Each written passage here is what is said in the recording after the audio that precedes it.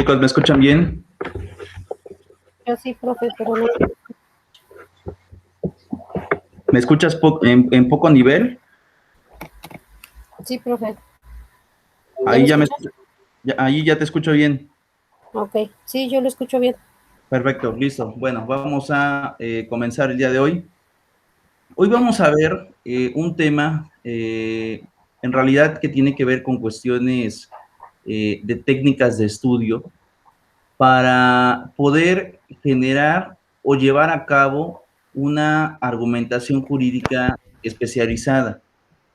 Y en ese sentido, en realidad, cuando hablamos acerca de lecturas jurídicas, tiene que ver con temas sumamente diversos, pero también al mismo tiempo fáciles, sencillos, complicados y técnicos. Es decir, tienen un conjunto, el llevar a cabo en realidad el estudio de alguna norma o bien de algún texto especializado para poder comprender algún tipo de figura jurídica. En ese entendido, entonces, lo que vamos a ver el día de hoy es cómo aprender a clasificar y cómo poder generar un método de estudio al momento que yo voy a tratar de comprender alguna figura en específico o alguna norma en específico. Luego, entonces, si quieren anotar, chicos, ahí pónganle en sus apuntes, pónganle ahí. Todo abogado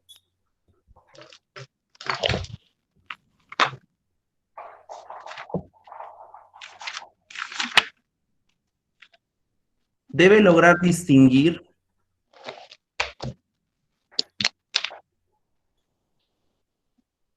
entre la lectura de una norma, y entre paréntesis le ponen ley,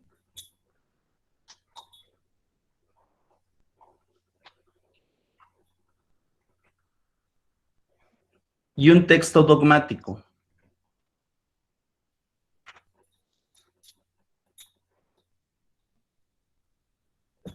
Y pónganle ahí entre paréntesis, investigación jurídica.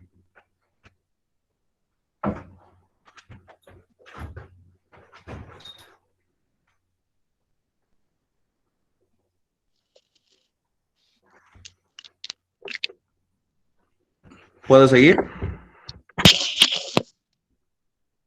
Sí, adelante, profe, adelante. Listo. El primero de ellos, es decir, en el caso de la ley, el primero de ellos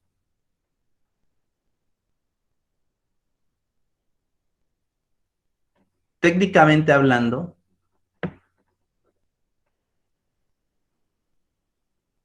estudia el derecho positivo.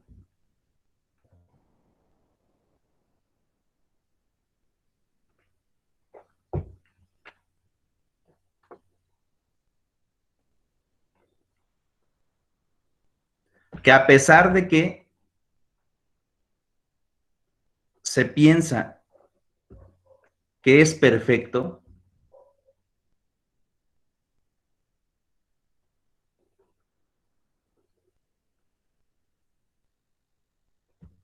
en realidad no lo es.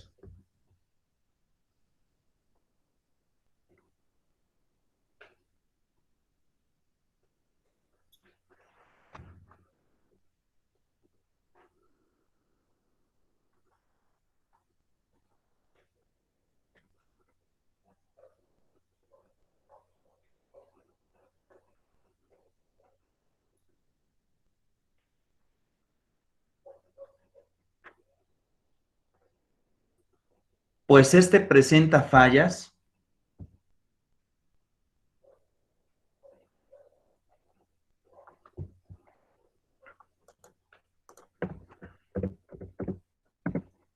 a la hora de la aplicación pragmática. Perdón, profe, repite, es que se escuchó robótica la voz. Ajá. Pues este presenta fallas Gracias, profe. Ajá. en la aplicación pragmática.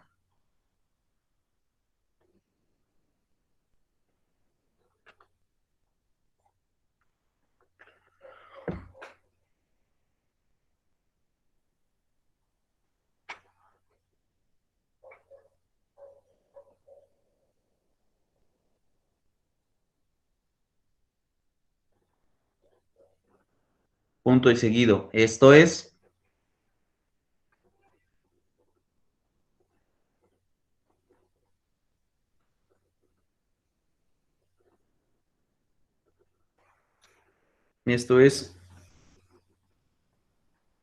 que la norma jurídica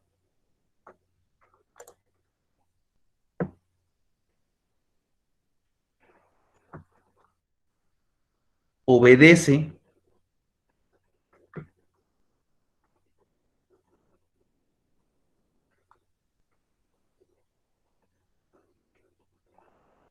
un cúmulo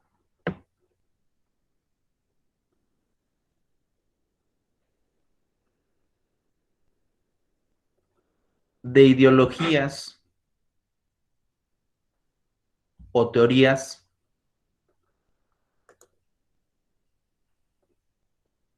del legislador.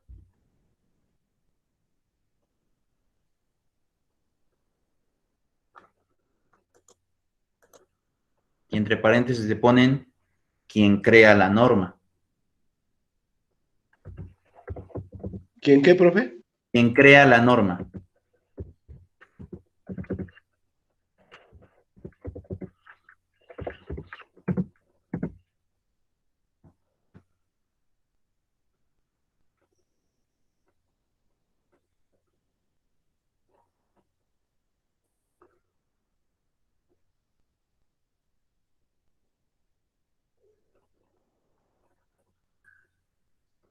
Punto y aparte.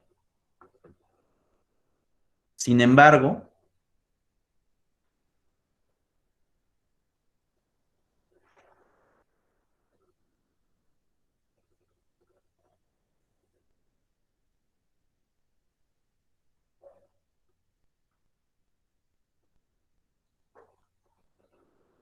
en muchas ocasiones,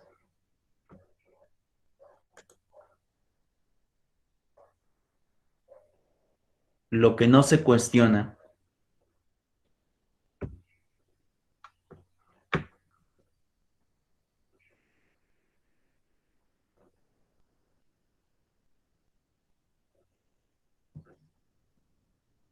es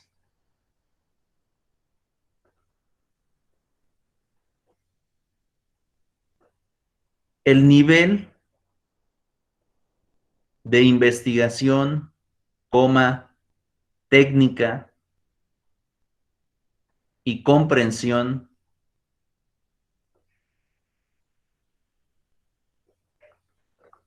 del legislador.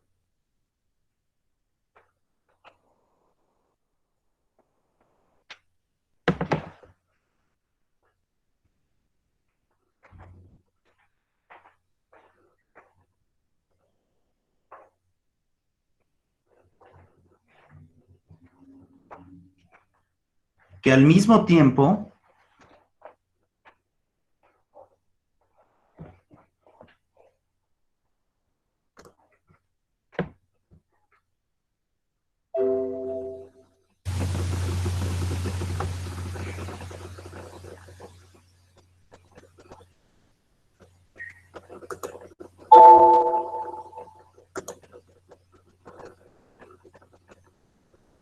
es el encargado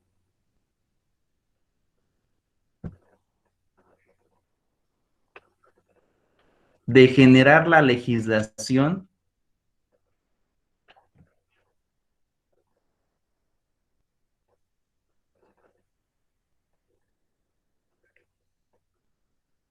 que regulará la conducta del ciudadano.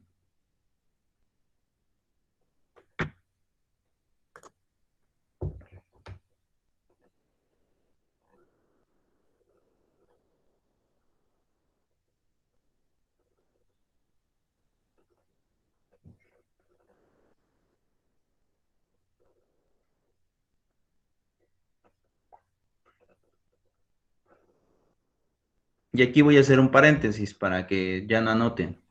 ¿A qué me quiero referir? En realidad, se nos ha enseñado de manera genérica que la ley como tal es la máxima de todas las normas dentro de esta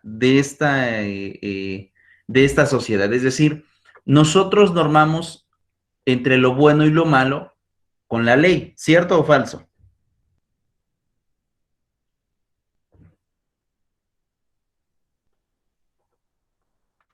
Así es, profe. Ahora, ¿qué es lo que sucede? Muchas ocasiones la ley va a depender de la voluntad o de la capacidad del legislador.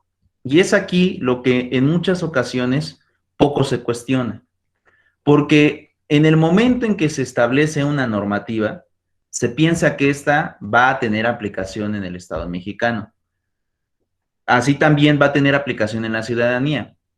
Aquí el problema no es que se crea una norma o que se cree una norma. El problema es que esa norma sea completamente eficaz o aplicable a un caso concreto o bien a una realidad social.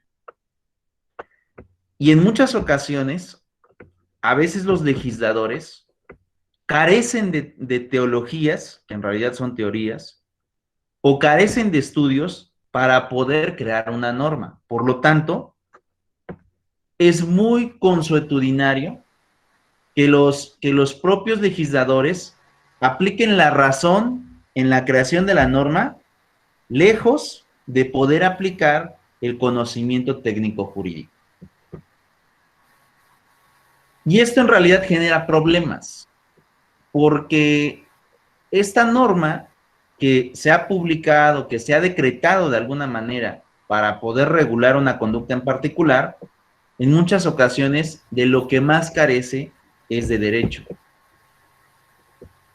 Porque vuelvo a repetir, la norma obedece a su creador y en este caso al legislador. Y si el legislador carece del conocimiento jurídico, normalmente las normas van a poder aplicar a un razonamiento común y no jurídico, como es el que debe de normar la sociedad o que el que debe de normar la norma o la técnica jurídica. Ahora, yo les pregunto a ustedes, chicos, en este momento, ustedes saben, uno, ¿quién es su diputado actual y senador del lugar donde ustedes viven? Y dos, ¿qué tipo de conocimientos tienen hoy?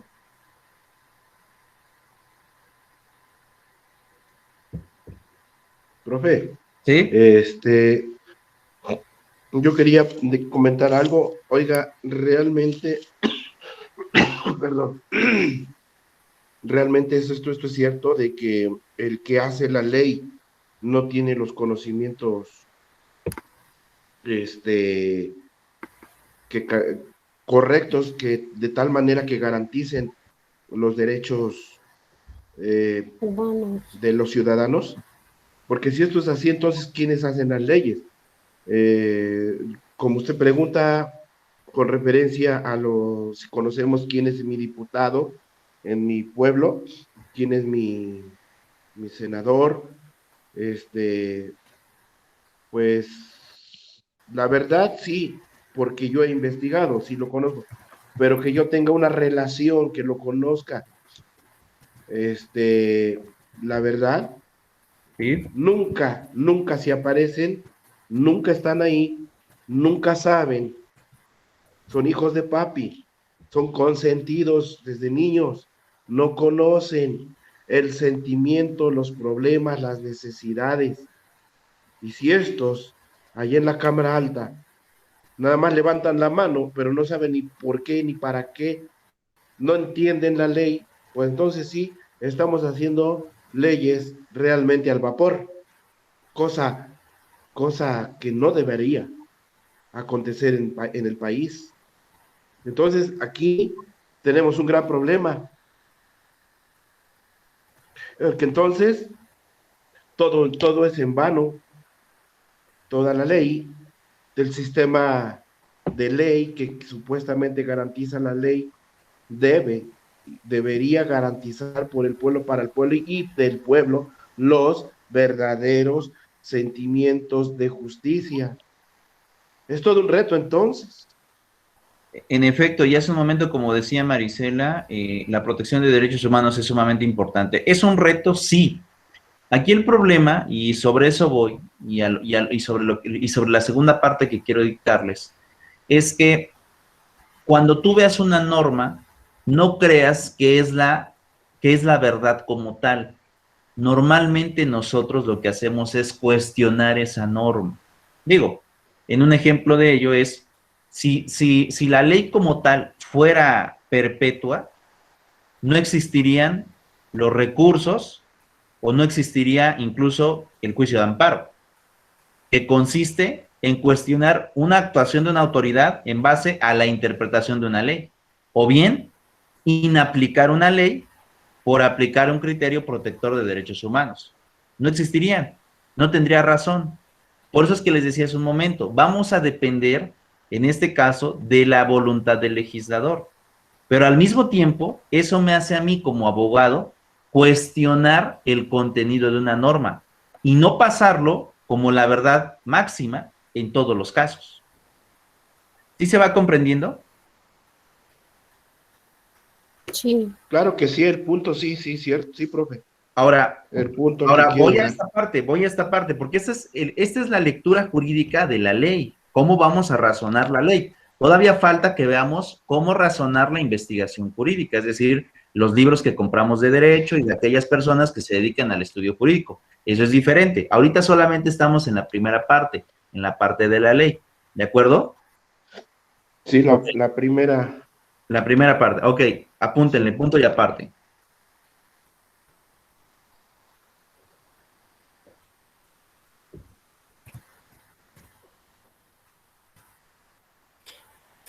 En todo momento, un abogado debe establecer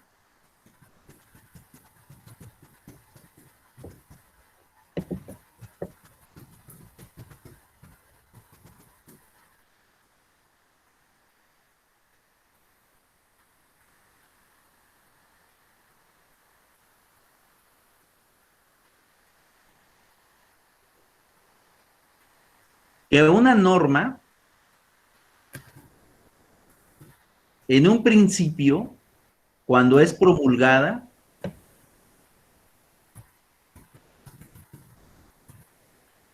puede impugnarse.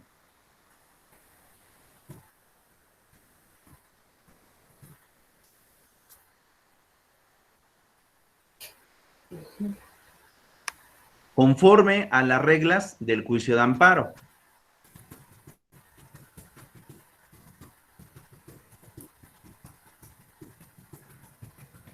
Y ponen entre paréntesis, 30 días para leyes autoaplicativas.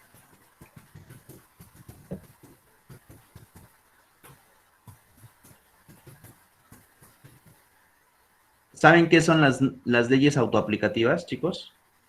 No, profe. Ok, pónganle allí. Autoaplicativas. Autoaplicativas. Le ponen una coma porque estamos en paréntesis. Le ponen una coma y pónganle ahí aquella norma que por su sola entrada en vigor afecta derechos del ciudadano.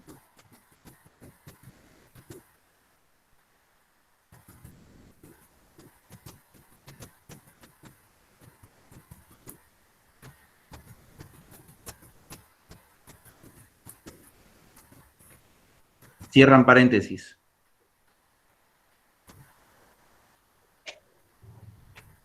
Y continúan. Lo cual nos establece que una ley puede presentar errores, coma,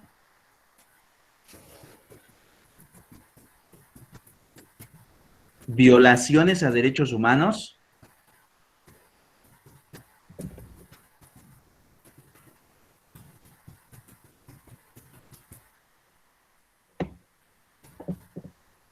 o lagunas en la ley. O pongan ahí nada más, o lagunas. Ustedes ya conocen este término de tener lagunas, es decir, cuando la ley de alguna manera presenta ya sea contradicciones con otra norma, cuando no regula una figura en específico, es decir, la establece pero no regula el procedimiento, o bien Claro que sí. cuando la norma es abstracta, es decir, no te establece de manera clara un procedimiento. Todo eso implica tener lagunas en la ley y pasa muy seguido. Y en realidad podríamos clasificar como errores de la ley, y no por la ley, sino por aquel que la creó. Sí, son horrores. ¿De acuerdo? Ahora, yo hace un momento les manifesté, ¿una ley se puede impugnar? Sí, sí se puede impugnar. Les doy un ejemplo. ¿Se acuerdan, por ejemplo, hace 3 años más o menos, cuando salió la Ley de Seguridad Interior del presidente Peña Nieto, cuando estableció que el ejército podía entrar a los estados sin permiso de los gobernadores, entre muchas otras cosas más? ¿Qué fue lo que sucedió? Esa fue una iniciativa del presidente Peña. El Congreso, que en aquel momento era priista, aprobó la ley. ¿Y qué sucedió después? Con las impugnaciones se fue a la Suprema Corte y al final se nulificó la ley. Se nulificó. Entonces, es un ejemplo para que ustedes vean que no por el hecho de que el legislador apruebe una norma, quiere decir que esa norma va a ser perfecta. Por eso empecé la cátedra del día de hoy diciéndoles lo siguiente. Hay errores, hay problemas, y la ley como tal no va a ser máxima, porque tan es así que la propia legislación mexicana nos permite impugnar. Sí, es cierto.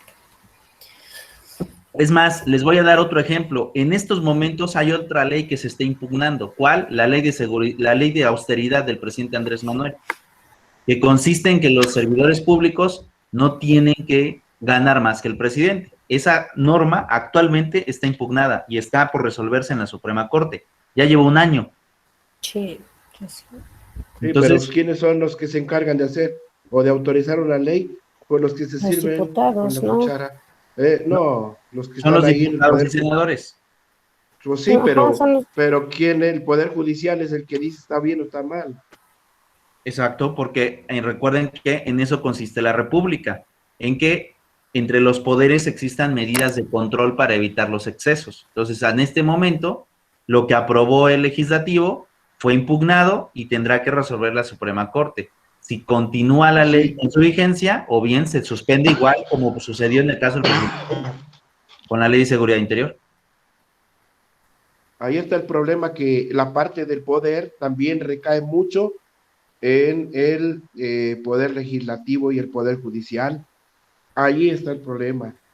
Por eso también no avanzamos. Yo no creo que sea un problema, Josué, porque precisamente ustedes Por la recuerdan. mentalidad, porque no están de acuerdo en hacer leyes que beneficien verdaderamente al pueblo. O sea, ¿cómo está que el del INE no se quiere, que también es uno autónomo, cómo está que no se quiere ni siquiera bajar el sueldo? Y ya el Porque presidente, igual la entonces, misma ley lo prohíbe, ¿no, profe? porque la Exacto, misma ley lo está amparando. era lo que yo les explicaba en otra clase. No es que no se quieran bajar el sueldo, sino que por una parte, la propia ley los protege. ¿Y por qué los protege? Porque las reformas que se dieron de protección a los salarios de organismos autónomos, así como del Poder Judicial, fueron del año 2008 y 2012. Mientras que la reforma de que nadie podía ganar más que el presidente fue después de esos años. Entonces, recuerden lo siguiente, cuando hay un conflicto entre la ley, también obedecemos a los principios generales del derecho. Y los principios generales del derecho establecen, entre muchas otras cosas, primero en tiempo, primero en derecho. Primero en derecho. Sí. Sí, Entonces, en ese sentido, y he de decir lo siguiente, aquí también tenemos que ver lo siguiente, no nada más es de alguna forma establecer el beneficio, y lo voy a poner entre comillas, de la sociedad, porque también obedecemos a reglas jurídicas, y esas reglas jurídicas en muchas ocasiones, vuelvo a repetir, no funcionan en base a la razón. ¿Recuerdan lo que les había dicho a ustedes en clases pasadas? Nuestro pensamiento profesional tiene que ir volteando a las reglas jurídicas, a lo que nosotros llamamos la lógica jurídica, que son reglas que se establecen desde el propio sistema jurídico romano-germano, que es al que nosotros nos rige. Cosa muy distinta a obedecer a la razón común, en donde a lo mejor podremos decir, bueno, es que la razón común ya obedece a esto y esto y esto. Incluso podemos meter hasta cuestiones de moral, pero la razón común no es la razón jurídica, ni la lógica jurídica. Esa es la gran diferencia en ese sentido, por eso les establecí hace un momento. En este caso de la ley de austeridad, ok, si bien es cierto, representa un beneficio colectivo, también es cierto que hay un sector de la población, que en este caso son los funcionarios públicos, que van a salir afectados. Y van a salir afectados no porque ellos digan que salen afectados, sino porque la propia ley establece esas afectaciones. ¿Sí me voy explicando? Sí, profe. Entonces, vuelvo a repetir, en ese sentido, nosotros obedecemos nuestro pensamiento a la lógica jurídica, que es muy distinta a la lógica común. Es muy distinta. Tan solo les pondré un ejemplo. Si yo les pregunto en este momento, ¿qué castigo merece un violador? ¿Qué me contestarían? En base a la razón, en base al pensamiento común. Para mí sería la pena de muerte, en base a la razón. Ok. ¿Y escucho, Josué? Que merece conforme a la razón humana, a la gente común o a la ley, o a lo que es. Conforme a la razón, a la razón común, a la razón, a la lógica. No, no, pues a la razón lógica, pues para mí la razón lógica sería, pues, meterlo a la cárcel nada más, que Ok. pague, que purgue su condena. Hace un momento nos decía Marisela, para mí un violador o alguien más de estos, en base a la razón, merece, dice, la pena de muerte. Ok, ¿cuál es el problema aquí? Que esa es la razón común. En nuestro mundo, en el mundo jurídico, no podemos aplicar esa razón. En nuestro No, mundo no, no. jurídico debemos aplicar lo que conocemos de derecho. Y en base a esta situación, recuerden que la propia Constitución establece que cualquier persona, por haya cometido el delito que haya cometido, no merece la pena de muerte. Eso dice la No, ley. claro que no. Sí, Entonces, la ley defiende la vida. exactamente, entonces ahí viene la gran diferencia, ese es otro ejemplo, la gran diferencia entre pensar de manera común y por otro lado pensar con el razonamiento jurídico. Entonces, vuelvo a repetir en el primer caso, cuando hablamos acerca de que la norma se nos ha establecido que es la máxima, en realidad no es la máxima. ¿Por qué? Porque la propia ley te permite impugnarla. Y nosotros mismos, cuando entramos al estudio de un caso en específico, cuestionamos la norma. ¿Cómo la cuestionamos? ¿Se acuerdan de lo que vimos en clases pasadas con los métodos interpretativos? Nosotros mismos Claro, podemos razonar jurídicamente una norma y puedo decir, ¿es inválida o es válida? O bien puedo decir incluso con la interpretación, ¿me beneficia? La aplico, y si no me beneficia, no la aplico. Sí, claro sí, que sí, sí, sí. claro que sí. Entonces, en ese sentido, por eso les decía hace un momento, vamos a depender, en este caso vamos a depender del creador de la norma. Y en base a ese creador de la norma, podremos establecer si es que una norma en realidad puede ser aplicable de manera genérica, o bien si me afecta, a lo mejor tendré la oportunidad de impugnarla. Les pongo otro ejemplo, para que se den cuenta cómo el legislador a veces puede cometer errores.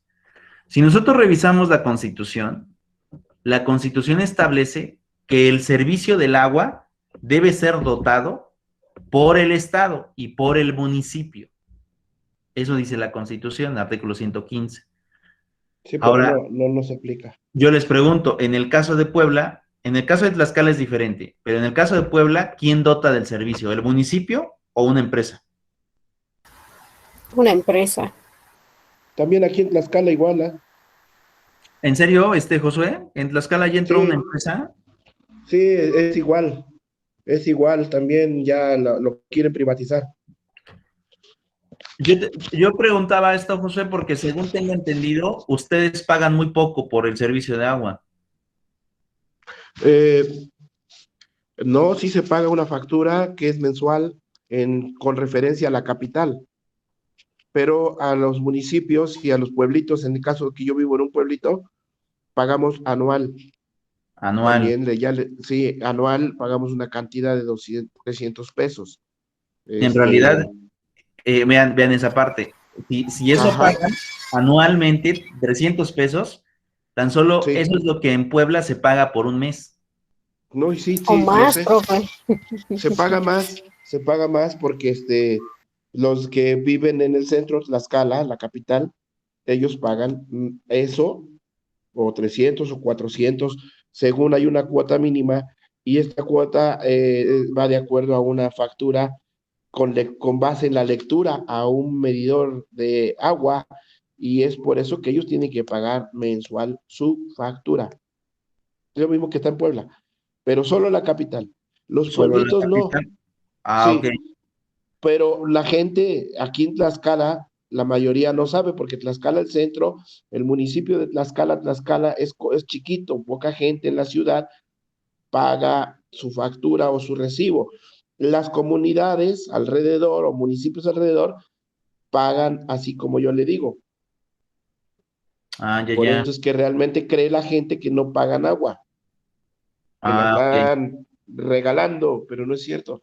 Si la Ok. pagan, ¿por qué? Porque tiene que, como dice la ley, si realmente el Estado aplicara, que es el que tiene que surtir el agua, luego se acomoda y dice, no, pues es que también para traer los gastos hasta acá, tubería y todo así, como que si cada rato estuvieran cambiando la tubería, cosa que de ahí están haciendo también dinero. Entonces es un engaño, Ok. sí. Bueno, entonces, en ese sentido, ya lo que iba para que se den cuenta del ejemplo, la Constitución Federal establece que quien debe de brindar este servicio es el municipio, pero lo que hemos estado viendo últimamente es que quien brinda ese servicio es una empresa. Entonces, yo les pregunto, ¿de quién es el error? ¿De la Constitución Federal o de los diputados que aprobaron como tal el que una empresa dotara del servicio? De los diputados, profesor. Ahora, ¿qué sucede? Esos diputados cambiaron la constitución de los estados, porque en realidad así pasó. En el caso de Puebla también así pasó. Se modificó el artículo 12 de la constitución de Puebla. En el caso de Tlaxcala, si es que sucedió así, seguramente también modificaron la constitución del estado. Ahora, ¿qué es lo que pasó? En el caso de Puebla, a partir de que se publica la reforma, se pudo haber impugnado. Mucha gente no la impugnó, muchas otras sí. Pero aquellas que no la impugnaron, ¿qué sucede? Se tuvieron que adecuar a el sentido que el legislador dio en ese momento, es decir, que se le empezara a pagar a un particular, cosa que es completamente contraria a lo que hoy conocemos como la Constitución Federal, porque la Constitución es clara y dice quien debe de dotar es el municipio. Entonces, para que se den una idea de cómo es que la ley en realidad puede ser manipulada por el legislador.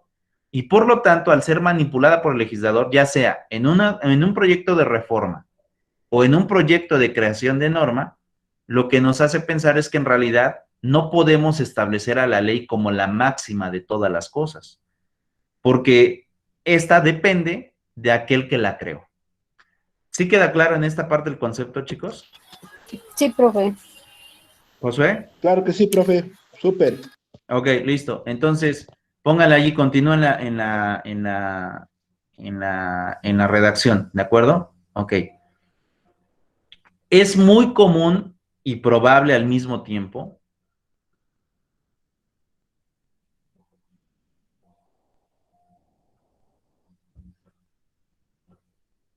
que la voluntad del legislador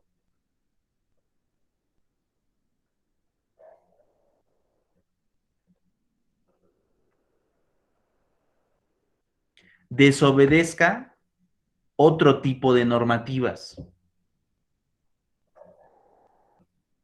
Desobedezca. otro tipo de normativas,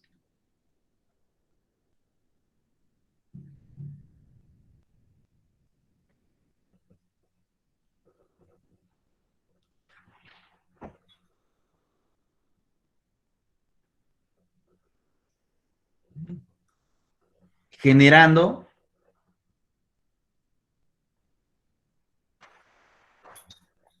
contradicciones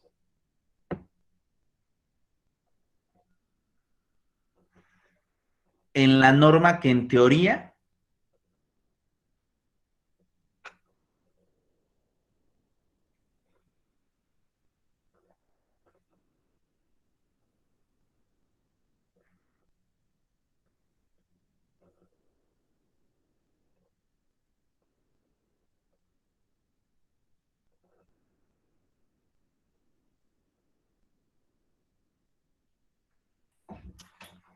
regula una conducta sin imperfecciones.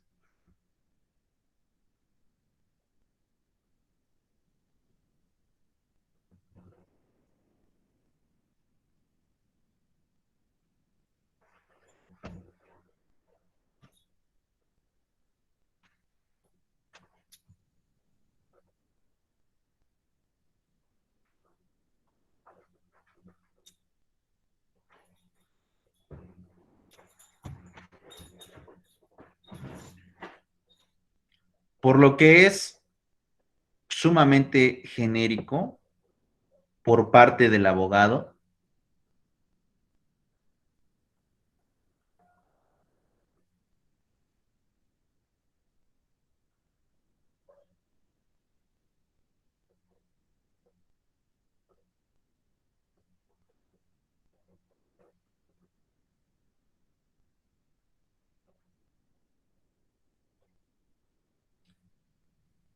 que dentro del estudio de la ley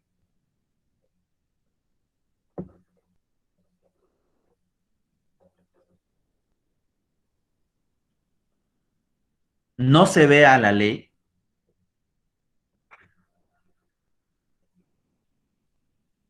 como algo perfecto,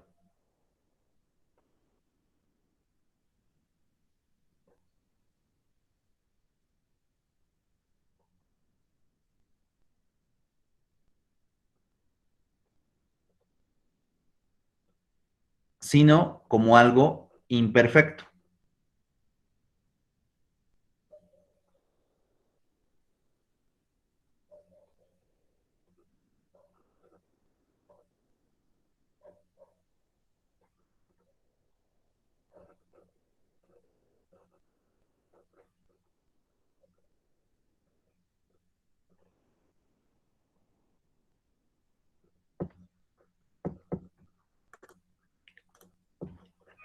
¿Vamos bien hasta aquí?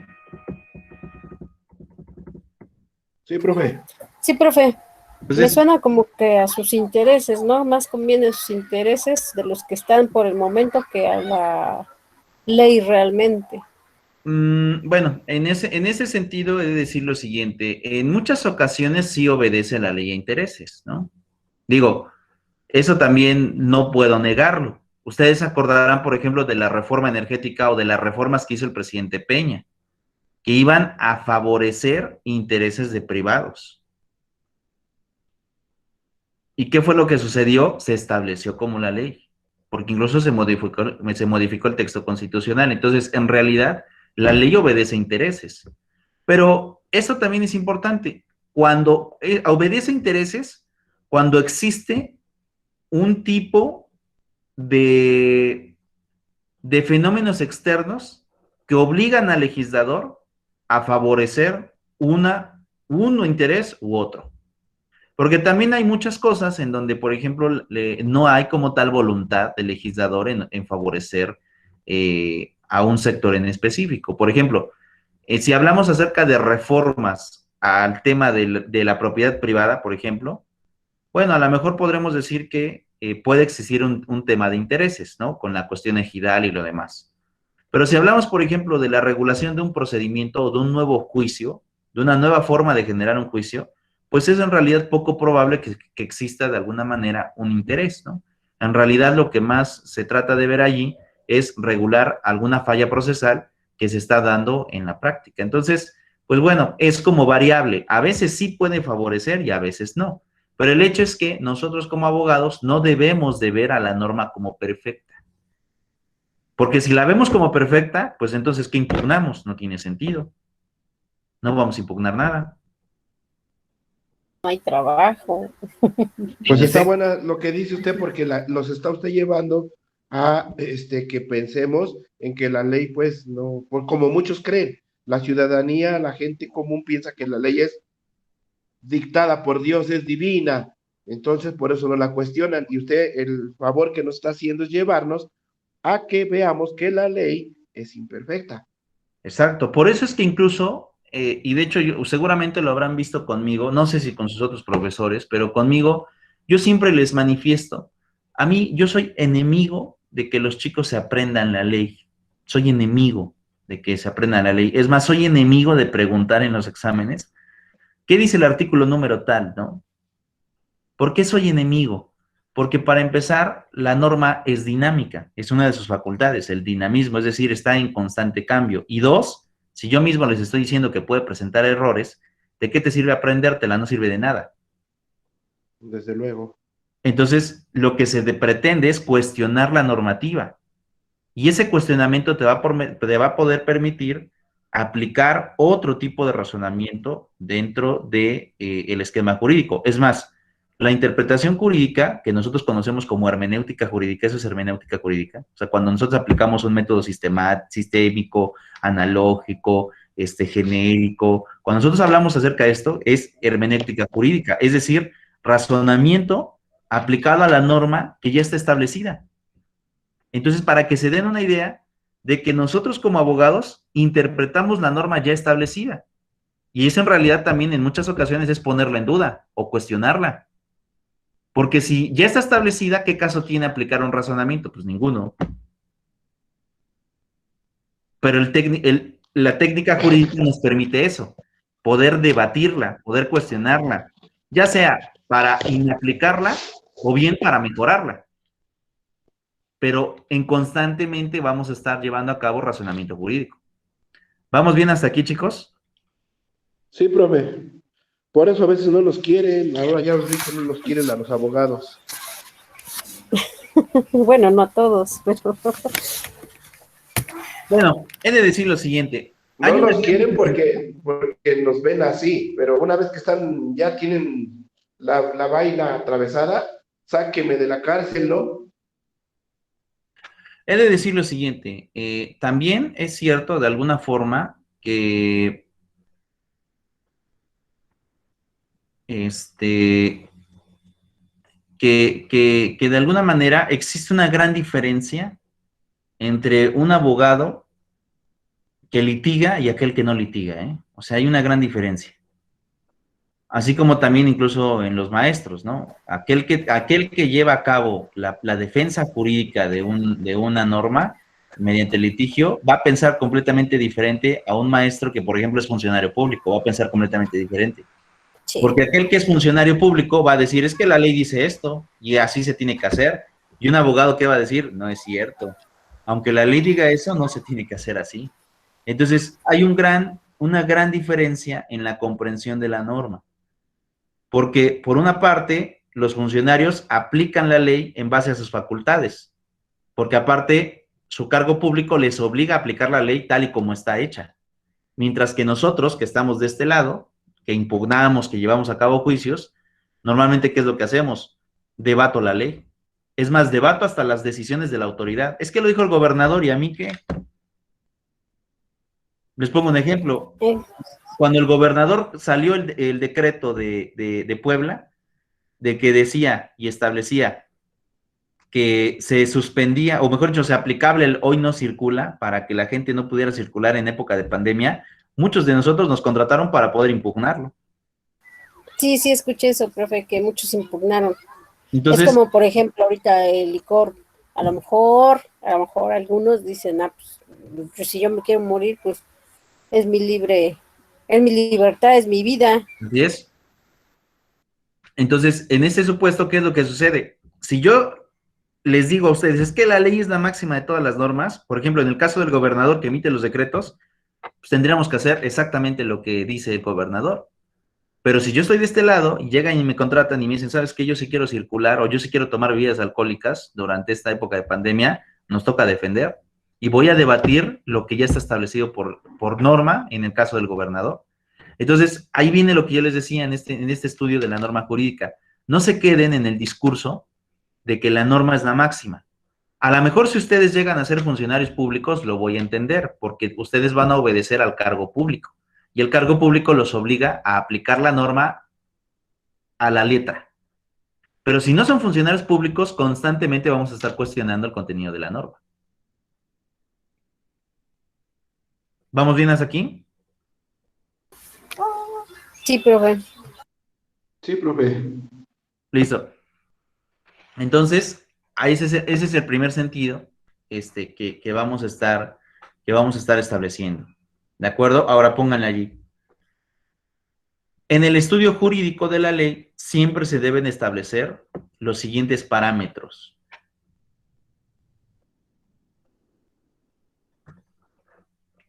En el estudio jurídico de la ley siempre se deben de establecer los siguientes parámetros.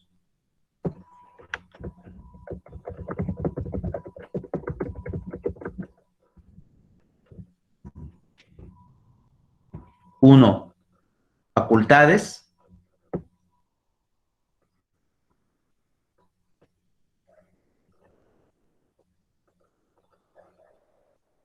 Dos, restricciones.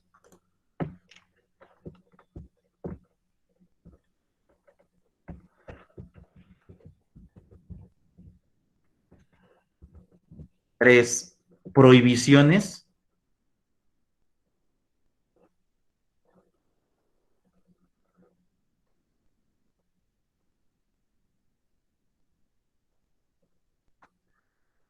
¿La 2 cuál dijo, profe? Restricciones. Restricciones.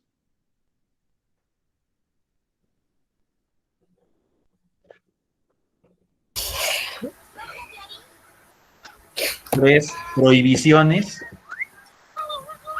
Ujú.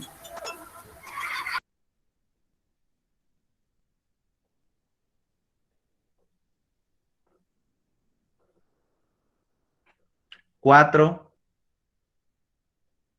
omisiones, de omitir, omisiones.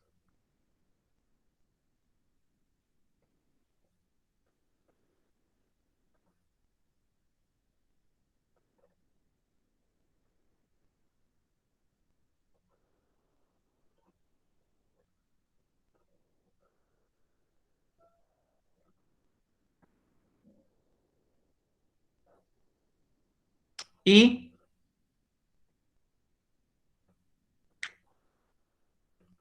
contradicciones.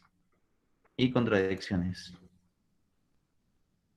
Todo eso es lo que yo tengo que poder comprender en el momento que ejecuto el estudio de una norma jurídica.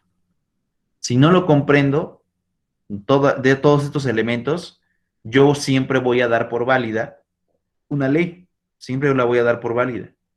Pero en realidad, yo tengo que estudiar todo esto para poderme darme cuenta que a veces la ley puede presentar errores. O bien puede presentar complicaciones con otras normativas o otras regulaciones, que eso va a generar su impedimento dentro de la aplicación.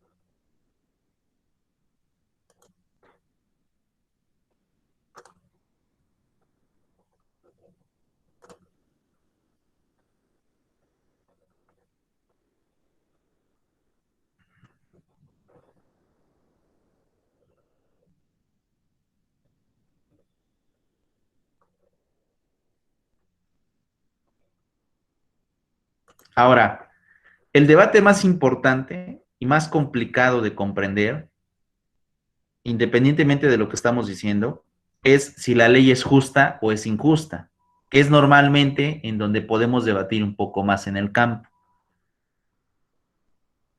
Pero también tendríamos que establecer qué es justicia. Genéricamente, a nosotros se nos enseña desde el derecho romano, incluso con la definición de Ulpiano, que la justicia consiste en darle a cada quien lo que le corresponde. Y el problema es, ¿cómo sabemos lo que a cada quien le corresponde? Lo primero que nos salta a la mente, ustedes dirían, pues lo que establece la ley. Ok, pero ¿quién creó la ley para poder establecer a cada quien lo que le corresponde? Y ese es un debate que siempre vamos a estar teniendo con mucha frecuencia. ¿La ley es justa o es injusta? Y en este debate incluso podemos encontrar que existen leyes que a lo mejor lejos de ser justas, hasta pueden ser discriminatorias. Y eso va a generar conflictos posteriormente. ¿Cierto o falso? De hecho, las leyes son, ahora sí que, así como nos lo está usted planteando y nos lo está haciendo ver, son injustas, todas, porque realmente no se apegan a lo justo, a lo que es, ahora sí, darle a cada quien lo que le corresponde. Bueno, ¿qué es lo que le corresponde? A cada quien, pues, su esfuerzo, su trabajo, lo que ha hecho o lo que le regalaron también le corresponde. Entonces, el derecho a la vida, porque es un regalo. Entonces, desde allí debíamos de partir, pero como siempre hay interés de que a mí me gusta lo ajeno, ahí está el problema. Ahí está el problema en el ser humano. En Bueno, realidad, es que viéndolo también, bueno, yo así pensaba antes, hasta que, por ejemplo, como padre dices, ok, si mis hijos no viven junto a mí, un ejemplo, vienen y se acusan de lo mismo, pero ¿a quién le voy a creer? Porque cada quien tiene su versión, cada quien tiene su forma de demostrar, y si entra precisamente la ley, yo creo, en un qué le corresponde a cada quien, quién tiene la razón. A lo mejor también por eso, pues a veces es injusta, ¿no? Porque el que, el que sea más vivo, pues lógicamente va a ser, como usted dice, si a mí no me parece esto, lo impugno y si conozco más que el otro, pues lo voy a ganar. ¿es correcto? Ok, bueno. Yo quiero opinar algo, profe. Ajá, te ¿Será si escucho. puede? Sí, claro. ¿Sí? Sí. Yo digo que en ese razonamiento, en el supuesto que dice la compañerita, veo algo ahí. Por lo regular, el que primero se acusa es el injusto, es el que busca joder al otro, el que primero se acusa, y lo vemos y lo sustento en lo siguiente. Tenemos una historia bíblica con referencia a los razonamientos de Salomón. Salomón fue una mujer, le presentaron un problema de dos mujeres que habían parido y durante la noche una de ellas se durmió y ahogó a su bebé. Al otro día fueron y pelearon que porque era mío, que tú me lo cambiaste y que esto y que el otro. La injusta fue, cambió su bebé y se lo puso a la que no había matado a su bebé durante la noche. Entonces, agarra y como se lo quisieron quitar, entonces ahí vemos en la historia esta, de que la primera que se trata de defender es la que se había robado el bebé. Y luego, cuando se trata de que vamos, bueno, pártalo, dice el rey Salomón, pártanlo por mitad, para que le demos a cada quien su bebé. Dijo la que había cometido el error, dijo, pues adelante. Y la que no había cometido el error, o la que era mamá del bebé, dijo, no, mejor que se lo regalen. Ahí podemos ver. Lo mismo pasa con nuestros hijos. Yo me ha funcionado mucho eso. Así, a ver si es cierto, me funcionó, porque si me funcionó, siempre es así, siempre, y en eso no se tiene que perder el ojo crítico del juzgador. ¿Por qué? Porque el juzgador tiene que mirar quién es el que está pues mal. Y entonces yo pues quiero aportar eso. No sé si sirva, profe. Ok, no, todo sirve, todo sirve. Pues bueno, obedecemos a dos realidades en general siempre que existe un conflicto dentro de una norma jurídica y también con el pragmatismo. Siempre va a haber dos versiones, incluso hasta más. ¿Se acuerdan cuando yo les planteaba a ustedes? ¿Cuántas verdades hay en un juicio? Hay 4. No solamente son 2, hay 4. Y sobre esas 4, el juez tiene que tomar justicia. Ustedes se van a preguntar, ¿cuáles son esas 4 realidades o 4 verdades? Son las siguientes. 1 es la verdad del actor. 2 es la verdad del demandado. 3 es la verdad que consta en el expediente. Y 4 es lo que en realidad pasó. Entonces, el conflicto de las realidades siempre va a existir. Porque incluso como nosotros como abogados, lo que hacemos es fabricar realidades dentro de los expedientes. Aunque no hayan pasado en muchas ocasiones, ¿eh? ¿Por qué? Porque nosotros debemos la lealtad al cliente. Sí, pues voy a Obviamente, tratar. obviamente, no cayendo en irregularidades, eso también es importante. No cayendo en irregularidades. Pero al final de cuentas, nosotros vamos a defender los derechos del cliente. ¿Con qué? Con la ley. Porque no defendemos con nuestro pensamiento, defendemos con la ley, porque la ley permite esa defensa. Y es normalmente lo que se va a estar llevando a cabo. Por eso es que las decisiones en los juicios son complicadas, porque son 4 verdades las que van a estar circulando allí. 4, siempre y cuando no entre un tercero, porque si hay un tercero hay una quinta realidad. ¿Me ibas a decir algo, Josué? No, pues sí, era lo de las realidades, pero ya me acordé. ¿Listo? Listo. Vamos a ver un video referente a cómo podemos clasificar si una ley es justa o injusta. Resulta de suma importancia, lo vemos y regreso, ¿de acuerdo? Sí, Pirili, profe.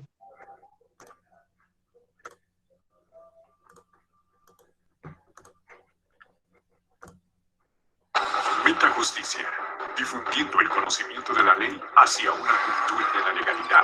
Programa de televisión online, entrevistas con operadores jurídicos y noticias jurídicas.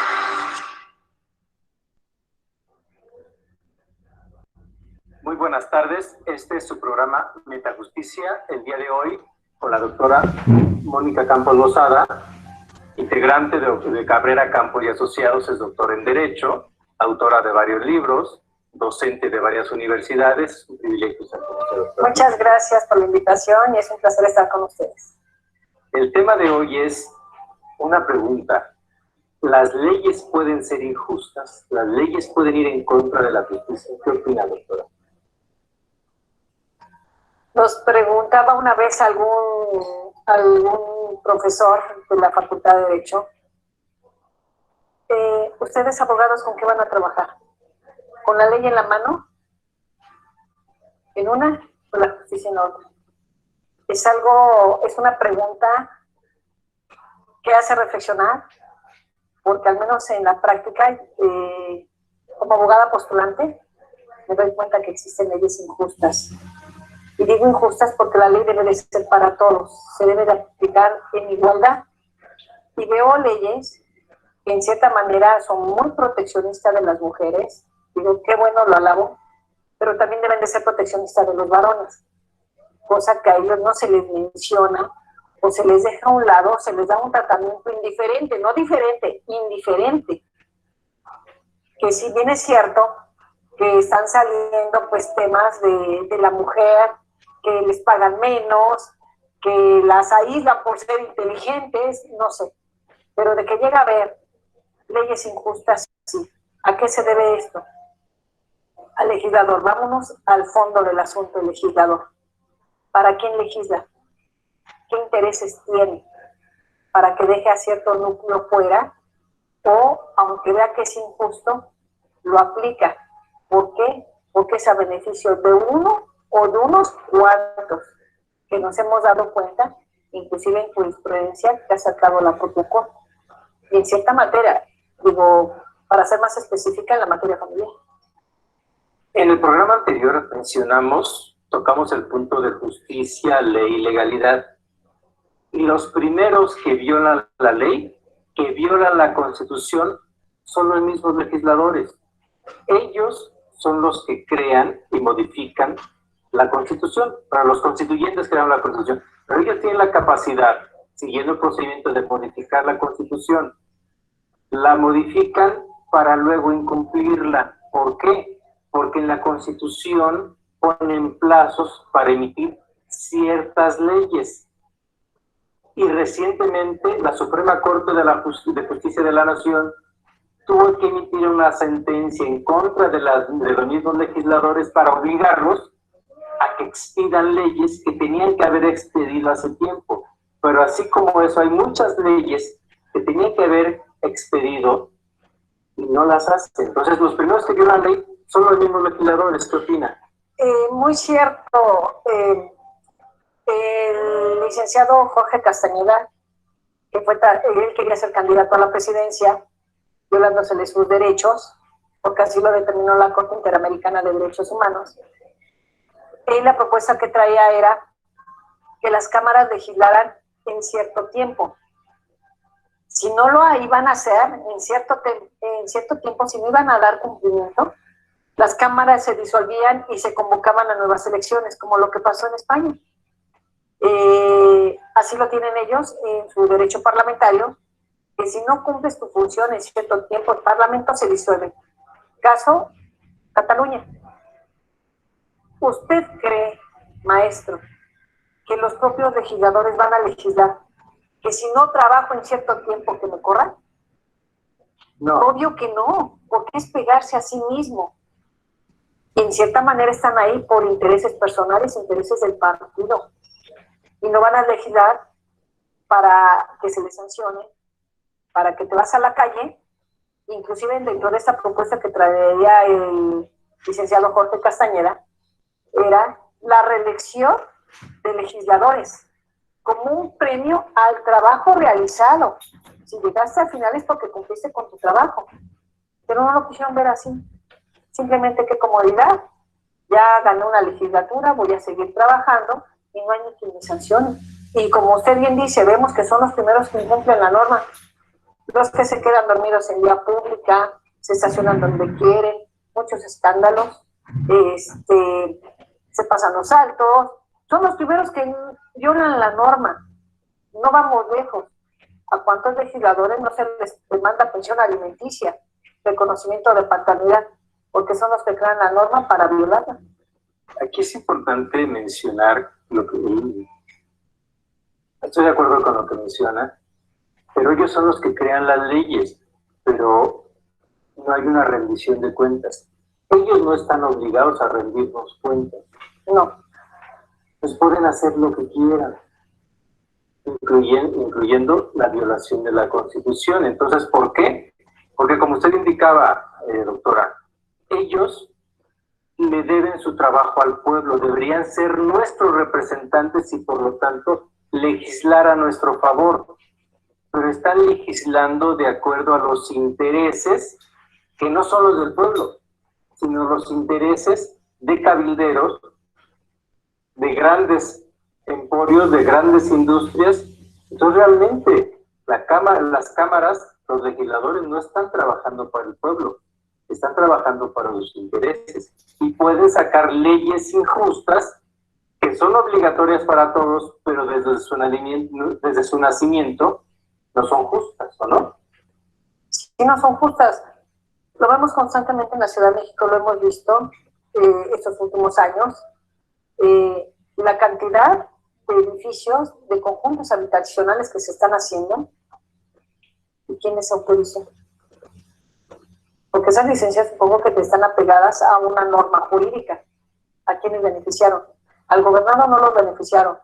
En la Ciudad de México, al menos a nosotros no, porque cada vez hay más tráfico, más contaminación, pero ¿a quiénes beneficiaron económicamente?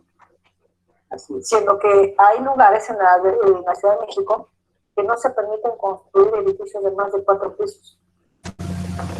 Y ahora lo vimos con el temblor, que son edificios de más de 4 pisos que salieron dañados. En zonas que estaban prohibidas ese tipo de construcción. Pues vamos a un corte, doctora, y continuamos con su programa Metajusticia.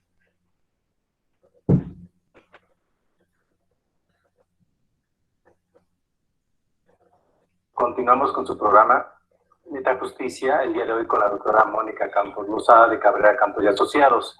Doctora, estamos comentando de la ley. Y la ley la hacen los congresos, la Cámara de Diputados, la Cámara de Senadores y los congresos estatales. Y que en virtud, como haciendo un resumen, en virtud de que los legisladores realmente muchas veces no están representando al pueblo, sino a intereses ajenos al pueblo, podrían salir leyes que no son justas. ¿Esto es así, doctora? Sí, sí. Sobre todo porque desde el momento en que esa ley solo le va a beneficiar a cierto sector político, económico, es injusto. Porque la ley debe de aplicarse para el bien común, para el beneficio de todos, no para unos cuantos, porque unos cuantos solo van a saborear ese beneficio de la ley. Eso es lo que, con lo que pudiera yo concluir esa parte, en donde legislar para unos cuantos no es buena la ley, no es justa. Y hablando de lo que es el equilibrio de poderes, comentábamos en el programa anterior que no debemos preocuparnos tanto por quién va a ser el presidente, sino por tener instituciones fuertes que puedan vigilar el actuar del presidente, pero no nada más de él, sino de todos los funcionarios, en todos los niveles. Debería entonces buscarse que hubiese leyes, en primer lugar, que se cumplieran y que cumplieran un cometido, que es buscar lo mejor para la población. ¿Cómo se podría lograr eso? Que fuera mejor para la población. Para que fueran leyes justas. ¿Cómo podríamos llegar a tener leyes justas? Las leyes justas son aquellas que le dan un beneficio al gobernado, pero le dan el beneficio aplicando la norma. Es lo que a veces el gobernado no observa. Dice que la ley es injusta porque no se aplicó como él quería. Se aplica como debe de ser. Pero hay leyes injustas, sí hay leyes injustas. Existen diversas materias en donde decimos, bueno, la ley es injusta. Cuando lo invocamos en algún recurso, que nos dice el juzgador, dura lex et lex. La ley es dura, es la ley. Pero esa ley es injusta, que puede ser inclusive una ley discriminatoria para cierto sector y para cierto nivel social. Ahora, jurídicamente podemos tomar acciones en contra de una ley injusta. Ya se está, inclusive la ley que se acaba de aprobar en la Cámara de Diputados, la Ley de Seguridad Interior, inclusive ya están preparando las demandas de inconstitucionalidad. O sea, como va en contra de la Constitución, según la apreciación de algunos juristas, van a impugnar la norma para echarla abajo. Pero ¿qué pasa con la Constitución? La Constitución, que es nuestra máxima norma y de donde se derivan todas las demás. Esta Constitución, que debe estar acorde a lo que son los tratados internacionales, esa misma Constitución, nuestra máxima ley, viola tratados internacionales desde su punto de vista. No es que viole los tratados internacionales. Los tratados internacionales ahí está. Simple y sencillamente no observa los tratados internacionales en los que México es parte miembro. ¿Y qué pasa? Si no los vas a observar, ¿por qué firmaste ser parte miembro de esos tratados internacionales?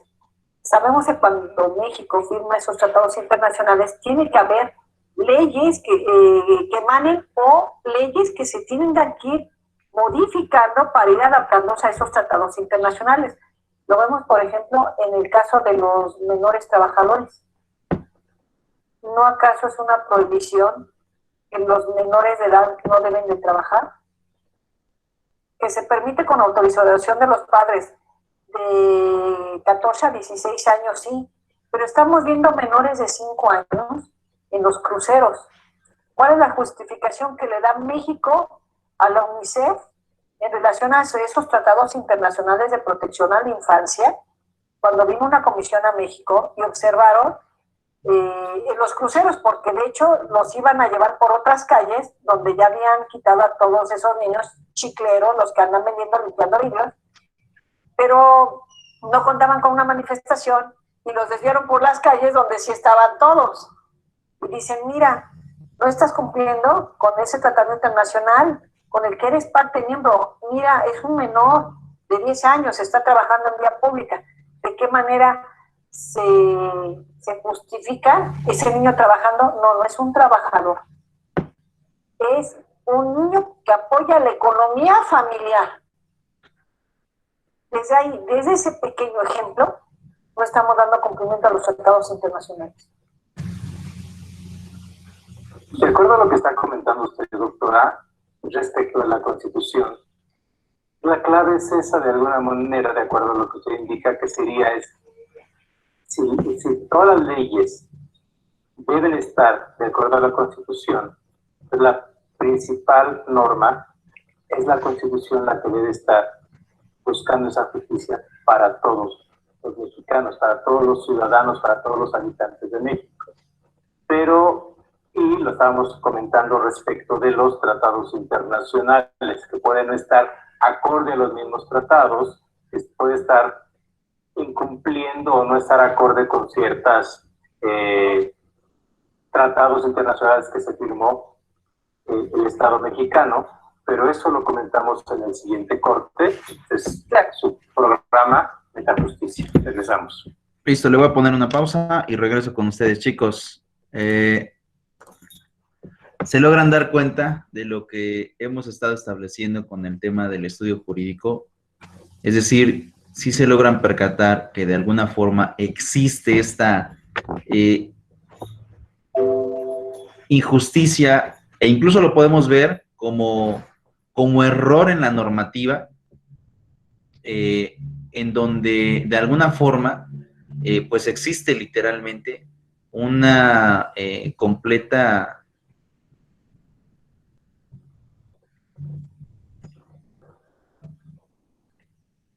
inexactitud de la creación de la norma por parte del legislador. ¿Qué piensan con lo que acaban de ver, chicos? Pues que tiene toda la razón, porque efectivamente no se cumple y solamente como le decía yo hace un rato, es para beneficio propio o, como ella dice, de otras instituciones, pero realmente hacen lo que ellos quieren, no lo que realmente la ley debería de ser. Es correcto. Josué, ¿qué piensas?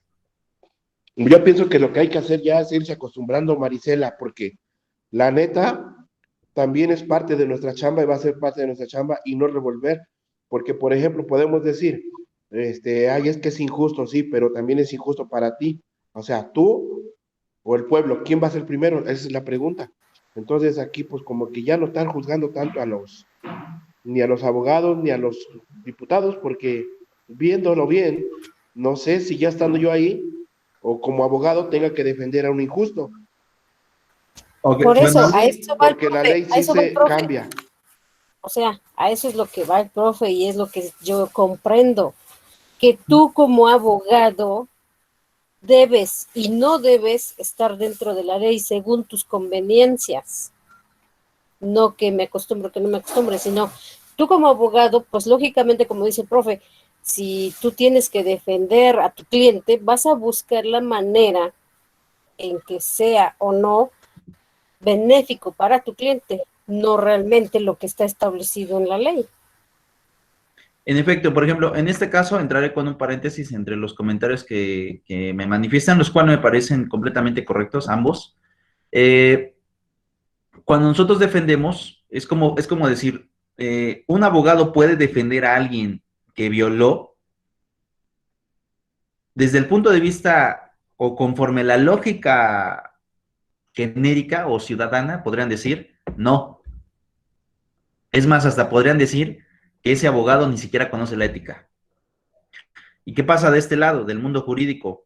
¿Lo puedo defender aunque sí haya violado? La respuesta es sí. ¿Y por qué lo voy a defender? Porque la ley me lo permite, no porque yo lo quiera, sino porque la ley me lo permite. Entonces, en este supuesto, y ahí iba el comentario, la ley como tal debe de verse también desde una perspectiva de enfoques.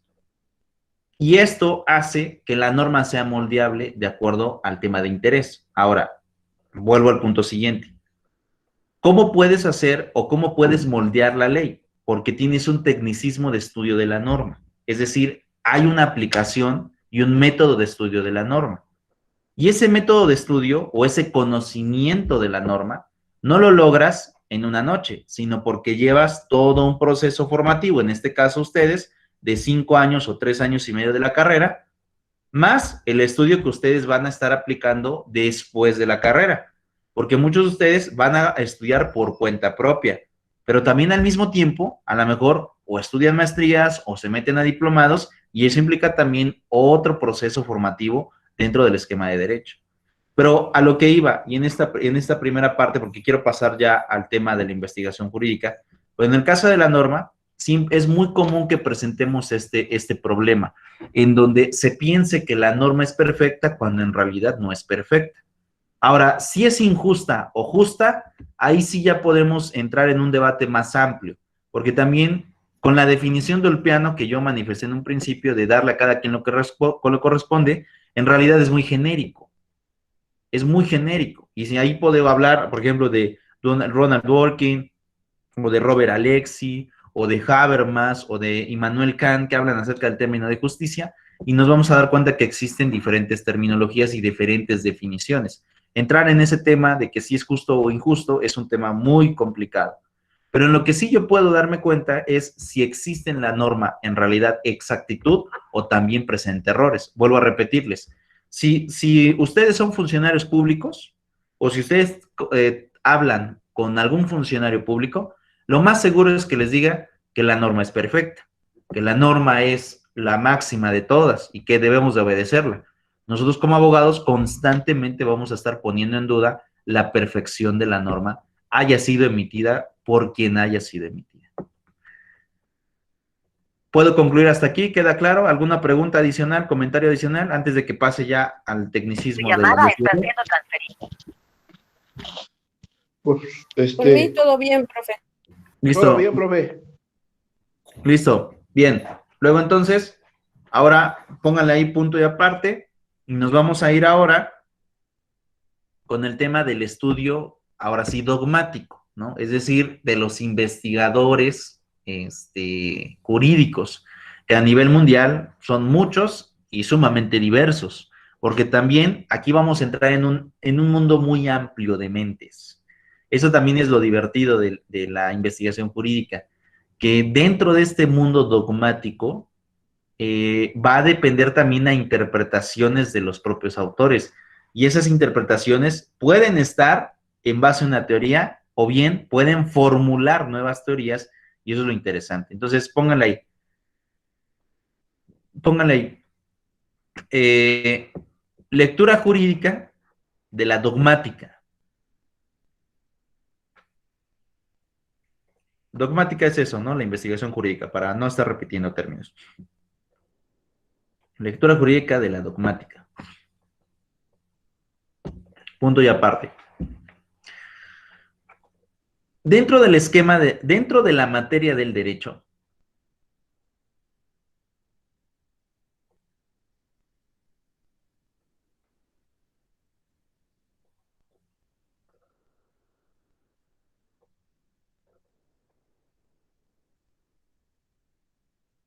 existen a nivel global e histórico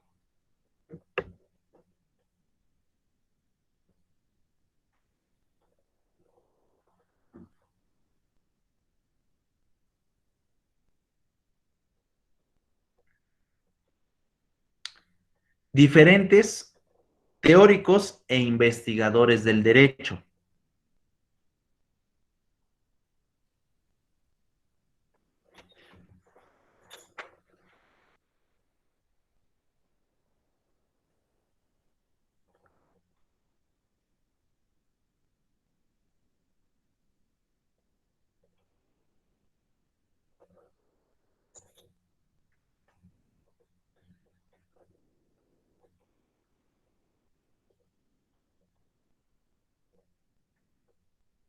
Y estos, a su vez,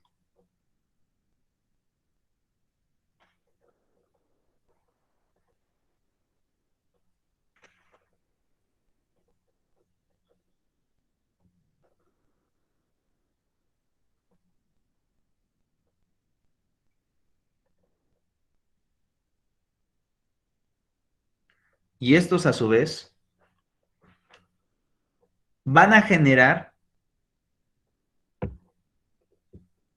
el estudio específico de una figura o figuras jurídicas.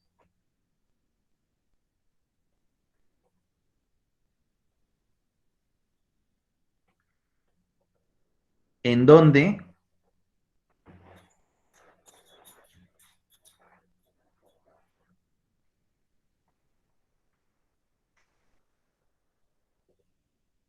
se cuestione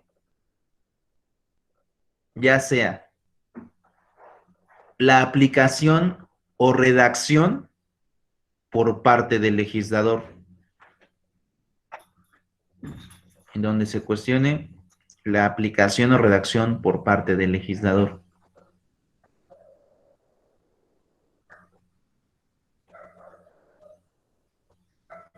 Punto y aparte.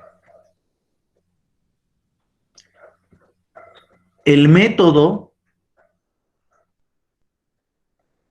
de análisis de un investigador jurídico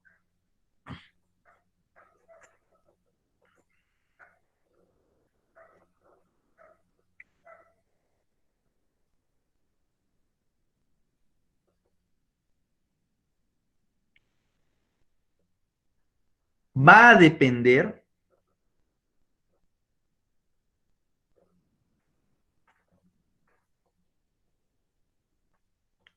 del método aplicado.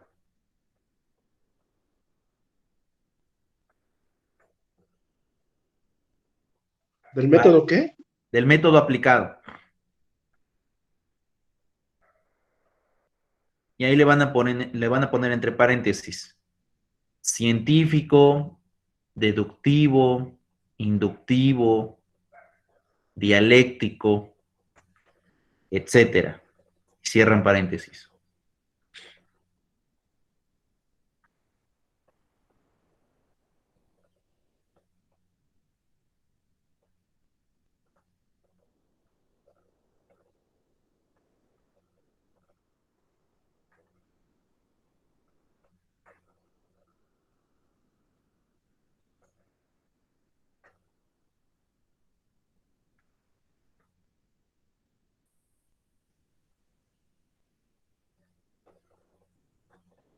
Y esto a su vez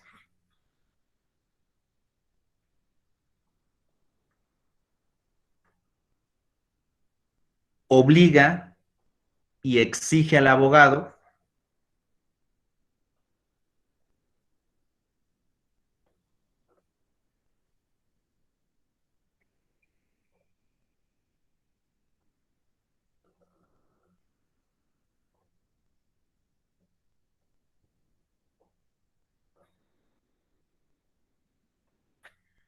que conozca el método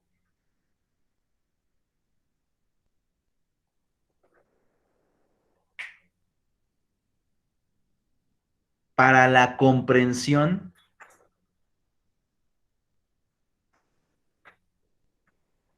de la investigación jurídica del autor o de los autores.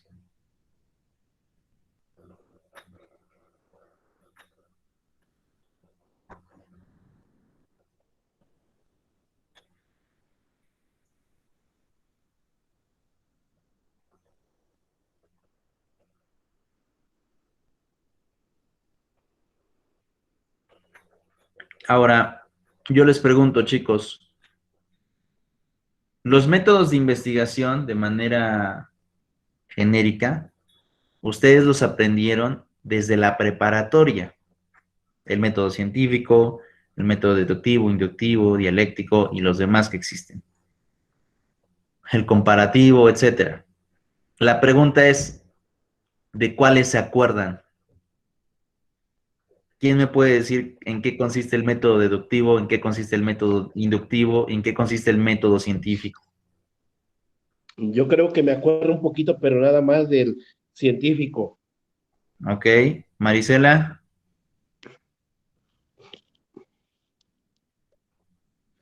Tiene como 10 años, como 7 años que estudié la prepa. Y ya había perdido las ganas de irme a la universidad, así que, quién sabe, ya no me acuerdo. Pues es complejo, porque vuelvo a repetir, en muchas ocasiones pensamos que lo que aprendimos en la secundaria y en la preparatoria no sirve a la hora de estudiar la licenciatura, por la licenciatura que ustedes hayan elegido, X, ¿no? Ingeniería, licenciatura, no sé, puede ser cualquier otra. Pero en realidad sí sirve. porque estos métodos de investigación son precisamente los que se van a aplicar en la técnica jurídica. Y tú cuando vas a leer un libro, primero lo que tienes que ver es qué tipo de método aplicó. O por lo menos cuando lo leas decir, aplicó este método, para poder darte cuenta cómo va a finalizar dentro de la conclusión de su investigación.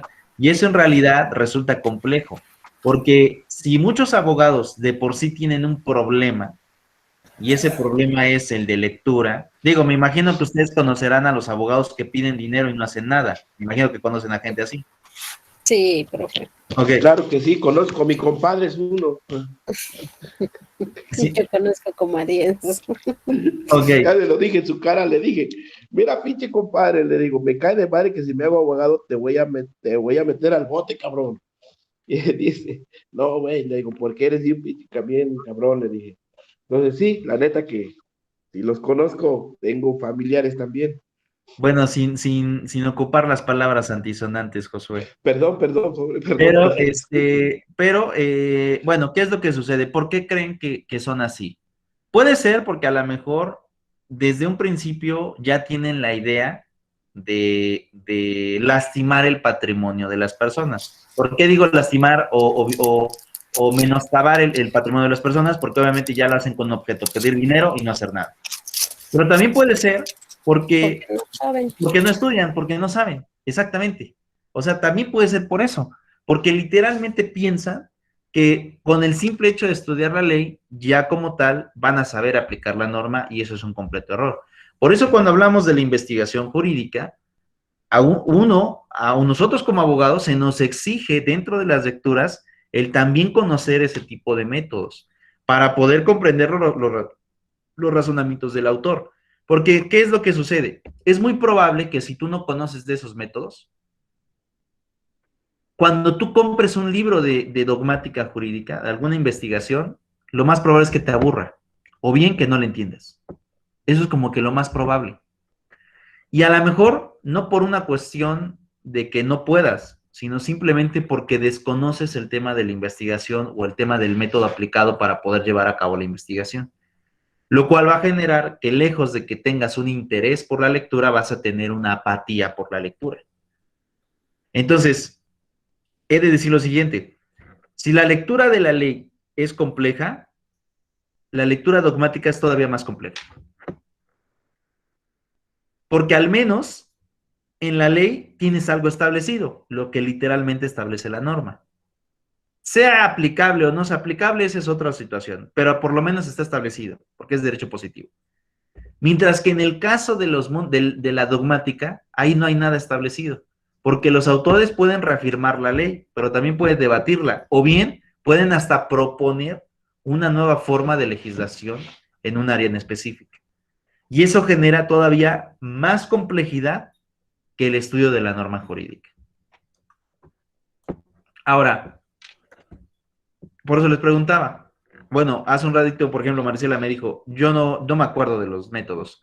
Tú, Josué, me dijiste, sí me acuerdo del método científico. ¿Puedes resumirme el método científico? ¿O lo poquito que te acuerdes? Bueno, esto se lleva a cabo por medio de una investigación. Una investigación, primero comienza con una investigación, lo cual se vuelve otra vez, con lo que me acuerdo así rápidamente, es que se hacen ensayos, se hacen pruebas. Después de las pruebas ya se hace la deducción, y después de la deducción ya se aplica como algo que realmente ya está probado y que es confiable. Ese es para lo que recuerdo del método, creo que científico. Bueno, pues no es que a lo mejor esté revolviendo, sino es que a lo mejor es ensayo, es investigación, ensayo y resolución de lo que se probó. Bueno, en realidad es un poco más complejo de lo que tú me estás manifestando. Un método científico de investigación conlleva lo que es un planteamiento del problema, una hipótesis, una justificación, un marco jurídico, todo eso. ¿De acuerdo? Eso. Sí. Desarrollo del tema y al final las conclusiones. Es decir, todavía es más complejo, ¿no? De lo que me planteabas. Pero ¿qué es lo que sucede? En realidad, eso pasa en la dogmática. Nos desarrollan todo esto. Por eso les decía hace un momento. si de por sí es complicado leer la ley, leer la dogmática es todavía más complicado. Pero he de decir lo siguiente, aprendes más estudiando dogmática que como tal estudiando la norma. Eso sí lo he de decir de manera siguiente. ¿Por qué digo que aprendes más? Porque dentro de la dogmática lo que te da, lo que logras aprender son comprensiones y también al mismo tiempo interpretaciones de la norma. Mientras que cuando tú estudias la norma como tal, eres como muy lineal. O la mayoría de los abogados son como muy lineales. Es que esto dice la ley, pues eso aplicamos, ¿no? Pero a veces también dejan de observar limitantes, restricciones y todo lo que ya hace un momento les manifesté. Ahora, ¿cuál es la paradoja aquí? Que si bien es cierto, aprendes más de la dogmática, también es cierto que no puedes estudiar solamente dogmática, tienes que estudiar ambas, tanto la norma jurídica como la dogmática jurídica. Ambas, para poder tener una comprensión integral. Y dentro de la comprensión, poder discernir si aplicas tu propio criterio, si añades a tu criterio, o si bien generas la aplicación del criterio del autor en el cual estás basando tu conocimiento y experiencia.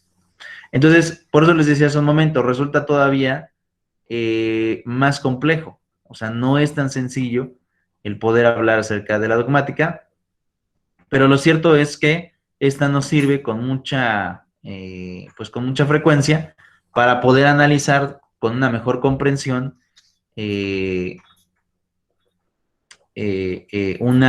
fenómeno jurídico en específico. Ahora, estudiar dogmática también no es tan sencillo. ¿Por qué? Porque implica un gasto. Gastar en libros jurídicos no es tan sencillo.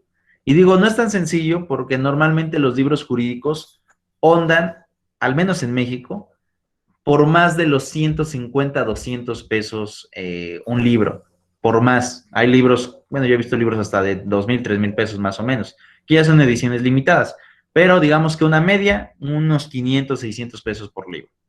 Entonces, en muchas ocasiones, cuando uno es estudiante, pues obviamente cuesta el tomar la decisión de poder comprar un libro, porque obviamente el gasto que se va a hacer es complicado para cuando uno es estudiante. Cuando ya lo haces trabajando, te das cuenta que es un gasto necesario.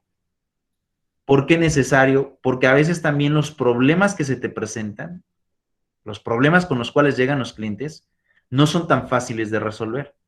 Y ante esa complejidad de los juicios, uno necesita tener todavía otra visión más amplia de lo que la propia ley por sí sola me puede dar, para poder generar una posible solución al cliente que me está llegando. ¿Vamos bien en ese sentido?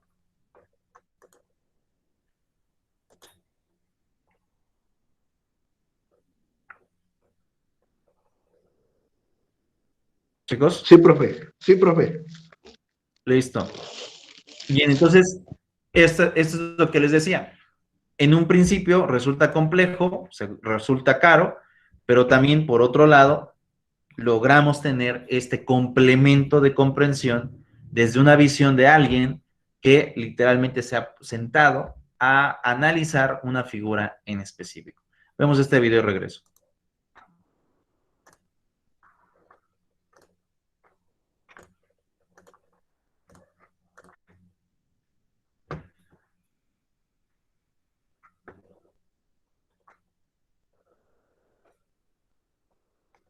Dogmática jurídica. La palabra dogma es una preposición que se asienta por firme y cierta. Dogmatismo. Entendido como una creencia donde el intelecto humano alcanza la certeza absoluta y el conocimiento de la realidad. Dogmática jurídica. Solo se considera válido lo que está facultado en el derecho positivo, o sea, que está escrita por el ser humano. Adquiere pleno desarrollo en la segunda mitad del siglo XIX. Dogmática jurídica. No aparece definición alguna sobre su objeto de estudio, ya que los dogmáticos, fundamentalmente los profesionales de la investigación jurídica, realizan tareas muy diferentes entre sí, desde el comentario de sentencias hasta la exposición ordenada del derecho. Con el objeto de que no privilegien algunas actividades que realizan, es preciso ofrecer una amplia definición de esta, para no introducirnos en algo oculto sobre lo que hacen o deben hacer. No obstante, esta definición no podemos dejar que se aleje mucho de lo que prevalece en ella, por lo cual podemos definirla como la actividad realizada por los estudiosos del derecho que tiene como objetivo establecer la calificación de determinados sistemas jurídicos. Los dogmáticos no solo se dedican a interpretar el derecho y presentarlo de manera ordenada, sino todo lo contrario. Esta adopta el contenido para satisfacer cosas materiales de justicia, para solucionar las lagunas, redundancias, entre otros. El objetivo central de discusión ha sido la controversia sobre la cientificidad del método dogmático, es decir, qué método se debía emplear para que su actividad fuera considerada como científica. Estas están agrupadas. Primero, quienes consideran tal y como era efectivamente cultivada, como una disciplina o al menos un conocimiento riguroso. Segundo, quienes consideran que la dogmática no podía ser considerada una ciencia, pero que era suficiente con hacer un método más riguroso. Tercero, quienes consideran que no era posible que la dogmática fuera una disciplina científica y por tanto debía modificar su forma. Por lo cual nos lleva a una conclusión que los dogmáticos deben dedicarse a proponer soluciones para los casos difíciles mediante el instrumento elaborado. Dogmática jurídica como técnica de investigación. Es una forma de interpretar la norma. Aplica con mayor eficacia el conocimiento teórico y experiencias para aplicar a un caso concreto. Se dice que el dogma, para la ciencia jurídica, no es absoluta, sino que éste se va transformando a través del tiempo. La dogmática jurídica equivale a la expresión ciencia del derecho, y la ciencia del derecho hace referencia al estudio del contenido de derecho. Debe ser considerada como el dispositivo. La dogmática jurídica es perteneciente al derecho, y su método es cumplir sus temas de carácter formal. La tesis del legislador racional puede ser suscrita en dos versiones. En primer lugar, como una tesis descriptiva acerca de la realidad. El legislador no crea antinomias, es único, es siempre el mismo sujeto, etc. En segundo lugar, como una ficción normativa que debe regir las operaciones de la dogmática jurídica. La tesis del legislador tiene tanto en su versión descriptiva como normativa, al menos dos inconvenientes. El primero es que prevé instrumentos cuya aplicación puede conducir a soluciones jurídicas incompatibles, no ofreciendo metacriterios que permitan identificar qué solución normativa es la que debemos adoptar. Es decir, es posible que si presuponemos al mismo tiempo más de una de estas características atribuidas al legislador, se pueda justificar más de una solución normativa. Por ejemplo, no sabemos si el legislador ha deseado no regular un determinado supuesto de hecho y debemos interpretar las disposiciones normativas.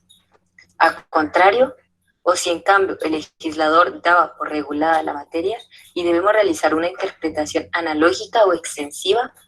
El segundo problema es la vaguedad o falta de precisión de algunos de los instrumentos que prevén, a saber, aunque eligiéramos cuál de las distintivas justificadas por la tesis del legislador racional emplear en ocasiones, ello no es suficiente para establecer la supuesta respuesta correcta. Por ejemplo, aunque presupongamos que el legislador tenía claro el fin que deseaba alcanzar, existe algo así como la voluntad del legislador. No disponemos de medios para determinar con certeza cuál era tal fin.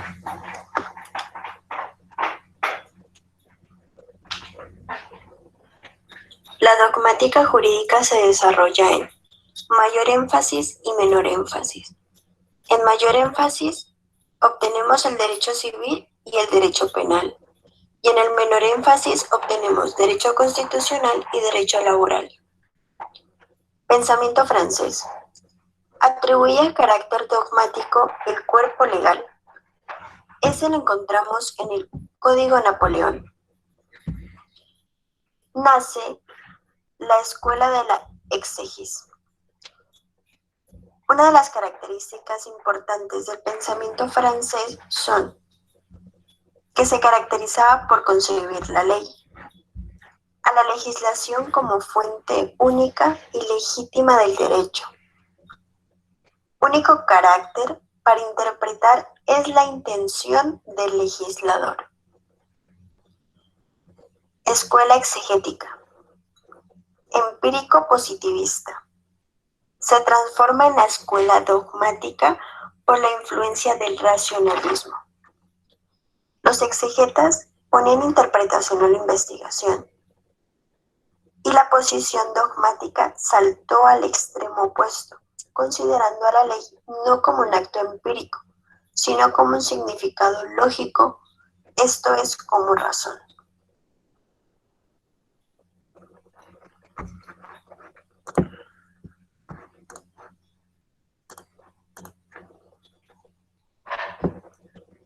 En ese supuesto, y como lo iba planteando, chicos, la dogmática también obedece a épocas. ¿A qué me quiero referir con esto?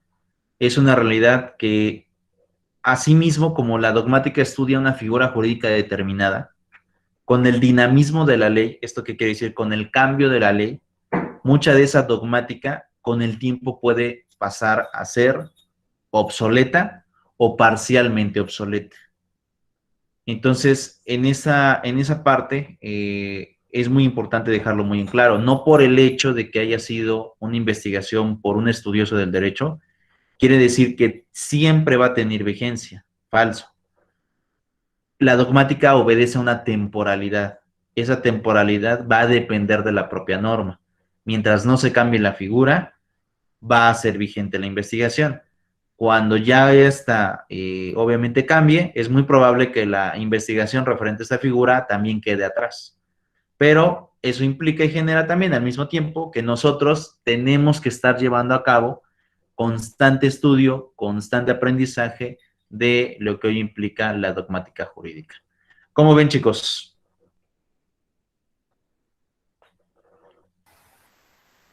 Pues algo enredado, pero pues sí, tiene uno que estudiar más allá de lo que especifican las leyes. Ok, ¿por qué No queda enredado? de otra más que leer. Más que leer, ¿no, profe? Mucho, mucho, mucho, todavía más de lo que estamos leyendo. En efecto, es complicado, sí. Sí, no se los voy a negar, es complicado, sí. Requiere tiempo, sí. Y he de decir lo siguiente, por eso mismo, esta carrera es muy solitaria, y lo voy a dejar así. No siempre se aplica ese término, pero sí ¿Es muy qué, profe? ¿Qué es muy dijo? solitaria. Es que... Esta carrera es muy solitaria. ¿Por qué digo esto? Porque te demanda tiempo, incluso después de probablemente una jornada laboral, incluidos sábados y domingos, por ejemplo, en materia penal, que en donde cuentan sábados y domingos. ¿Y por qué digo que es solitaria? Si ustedes se han dado cuenta, la mayoría de los abogados que seguramente ustedes conocen, la mayoría no es casado. Se los puedo asegurar. O está divorciado. O está Sí, divorciada, exactamente. mi compadre fracasó y nunca volvió a casarse. Pero Es que es tan solo como ahorita, profe, perdón. No. Si tú de verdad quieres aprender, aparte de las clases, aparte de la tarea, tienes que meterte si realmente te interesa un tema o algo, tienes que estudiarlo y buscarle y checar y salir de tus dudas. Y no tienes tiempo para ver televisión, no tienes tiempo para ver a tu familia, no tienes tiempo para nada, si es que realmente te interesa. Porque si tú no haces caso a ese espacio o a esa realización tuya para saber realmente, pues por eso te aburres y desistes de la carrera. Es correcto, ese es lo complicado en realidad de la norma jurídica. El problema de la abogacía es que te demanda más tiempo que un trabajo común. Por ejemplo, si tú trabajas, eres ingeniero o demás, vas, cumples una jornada de trabajo, sales y se acabó. Ya. Entraste a las 8, saliste a las 6 de la tarde y ya, después de las 6 ya estás libre. Al final puedes llegar a, pues puedes llegar a lo mejor a convivir con tu familia. En el caso de la abogacía, el problema es que te demanda tiempo después de incluso lo que medianamente podría considerarse una jornada laboral.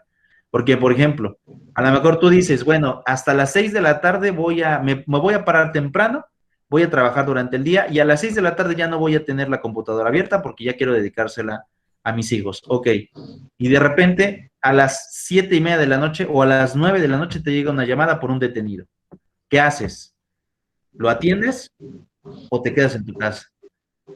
Pero sabes que si lo atiendes implica ya no estar con tu esposa, ya no estar con tus hijos por ir a buscar dinero. Entonces, eso con el tiempo va minando de alguna forma las relaciones personales. Por eso les decía hace un momento, esta carrera es muy solitaria, porque, como bien ustedes decían, si son solteros, la mayoría es divorciado. ¿Por qué? Porque esta demanda de tiempo, tarde o temprano, te va a pegar en el esquema personal. Pero bueno, hay quienes toman de alguna manera ya con el tiempo la oportunidad de decir, ¿saben qué? No trabajo después de tales horas o no llevo estos asuntos. Ok, eso lo logras con el tiempo, pero en un principio siempre vas a estar muy apegado al tema de en cualquier momento. Y hay personas y hay abogados que toda la vida se la pasan trabajando en cualquier momento, no importando si es sábado o domingo. Y por eso les decía hace un momento, esta carrera es muy solitaria, es demasiado demandante, sobre todo en la técnica de estudio. Por ahí me ibas a decir algo, Josué. No, pues sí, la chamba, pero sí está duro, ya me estoy asustando. Yo que quería formar una familia. Pues ya la tienes, Josué. Pues otra. Ya no, Josué, ya, resígnate como yo, ya, se acabó. Ahora. Pero bueno, yo creo que hasta aquí dejo la sesión del día de hoy y nos vemos la próxima semana, ¿está bien? Sí, dejó tareas, ¿verdad, profe? Sí, ahí las checan. Sí, ahí están, sí, pues. Sale, profe. Cuídense. Sale, profe, que esté bien. Profe, adiós. Cuídense.